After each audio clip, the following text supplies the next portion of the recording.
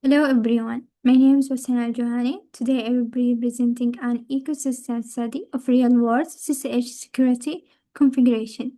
This topic is important because SSH is one of the most critical protocols for secure remote access. So before diving into the result, let's start with a quick introduction to SSH itself.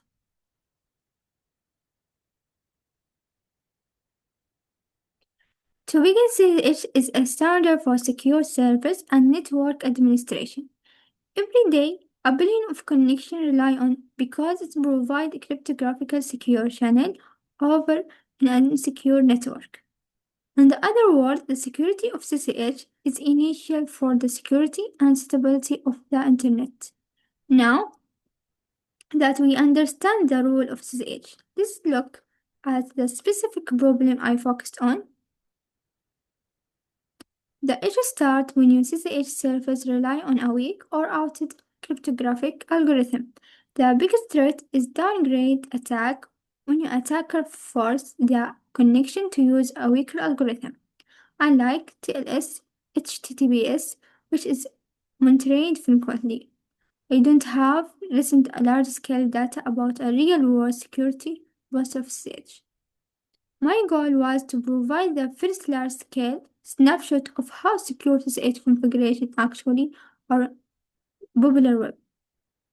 To explore this problem properly, I first need some background on how SSH negates security.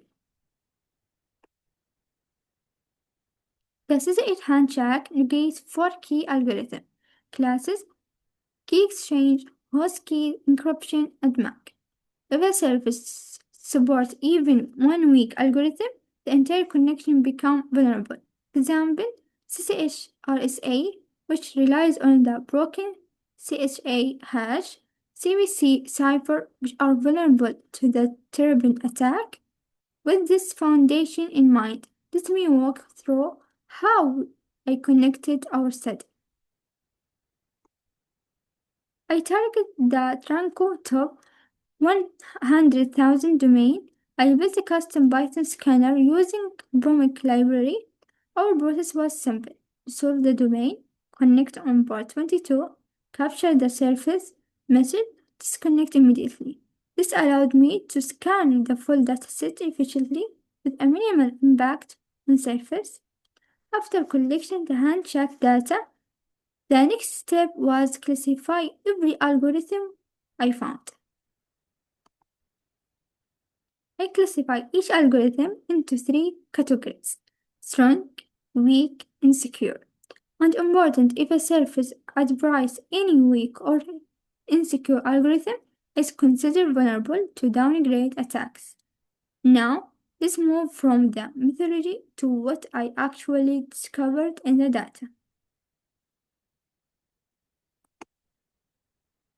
Here's how our data reduced. I started with 100,000 domains, 85.7% resolved to a valid IP.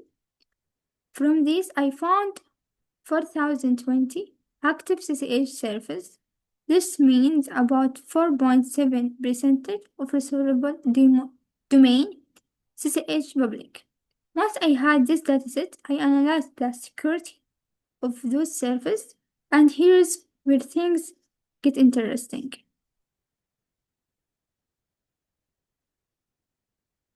Our main result is that 75% of CCH services, that's 3015 services, are vulnerable to downgrade attack.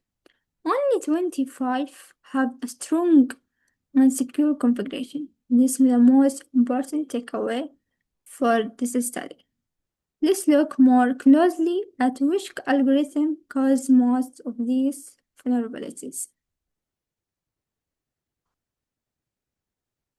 The most common weak point were CCH RSA host K, found on 64% of surface, AEC 128, CBC used by 60% of surface and vulnerable to terrible, and even though strong algorithm exist, They often consist the weak ones, which create the attack surface.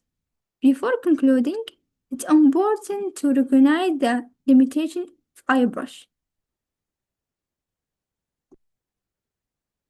There are a few limitations to consider. I scanned the popular web, so interpret and cloud infrastructure may show different buttons.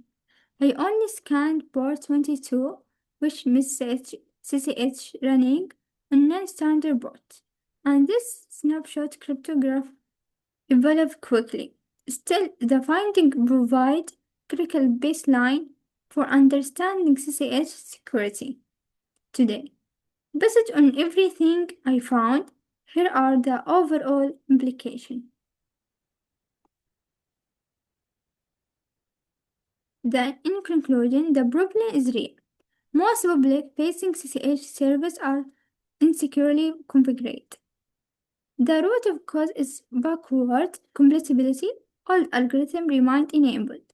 Our call to action: admins should edit their CCH configuration, disable CCH RSA and CBC cipher. For researchers, our data provide 2025 baseline for tracking improvement, especially with the transition post-quantum security. Finally, let's look at where the research can go next. For future work, I suggest running study to observe how configuration evolve over time, expanding the scan to include cloud IP range, adding post-quantum algorithm to measure early adoption. And with that, I have reached the end of the presentation, and thank you for listening and attention.